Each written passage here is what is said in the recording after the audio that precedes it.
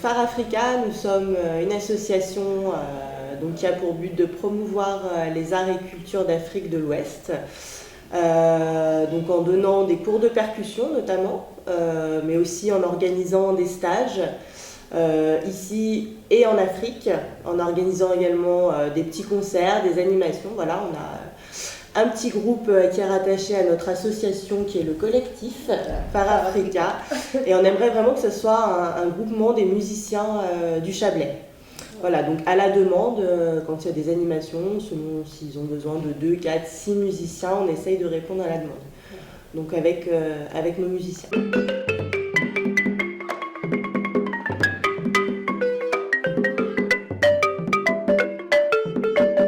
C'est vraiment l'Afrique de l'Ouest, voilà. La culture de l'Empire mandingue. Voilà.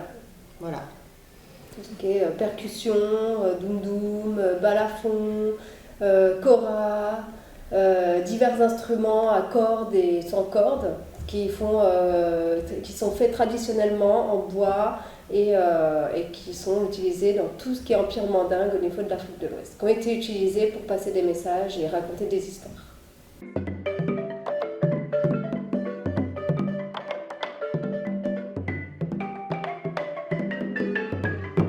Là, vous avez vu le djembé, c'est un petit peu l'instrument phare, le plus connu aussi en Europe. Il y a eu une grosse vague dans les années 80 du djembé qui est arrivée, où il y a eu beaucoup de monde qui ont voulu tester le djembé.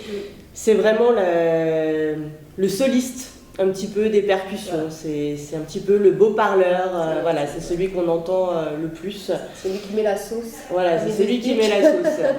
Après, il a accompagné toujours des doundouns. Donc les doundouns, c'est un peu la batterie. C'est la batterie, c'est ce qui fait le temps, le rythme. C'est sur quoi, d'ailleurs, quand on danse, on pose sur le doum-doum et pas sur le djembé. Le djembé valorise la danse, mais il ne va pas faire qu'on va poser sur ce temps-là. Et après, vous avez vu un balafon. C'est comme un xylophone en fait, africain, voilà, qui est fait en bois.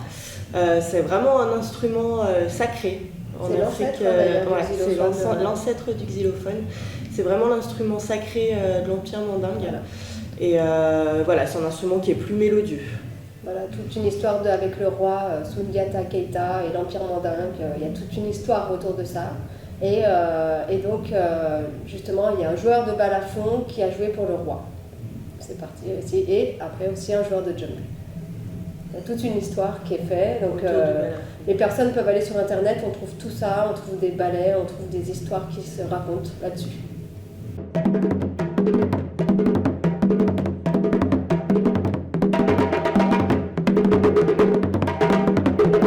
On donne aussi des cours de crine. Donc le crine, c'est un instrument qui vient de la Guinée forestière. C'était un petit peu le téléphone, voilà. Il était utilisé pour passer des messages d'un village à l'autre. Donc c'est un petit instrument qui est fait dans un tronc en bois qui est guidé avec des fentes. Et puis il y a des sons plus graves et plus aigus. Et maintenant, ils ont eu coutume de l'utiliser dans les ballets ou dans les groupes de percussion. Mais à la base, c'était vraiment un instrument qui était utilisé pour passer des messages entre les villages.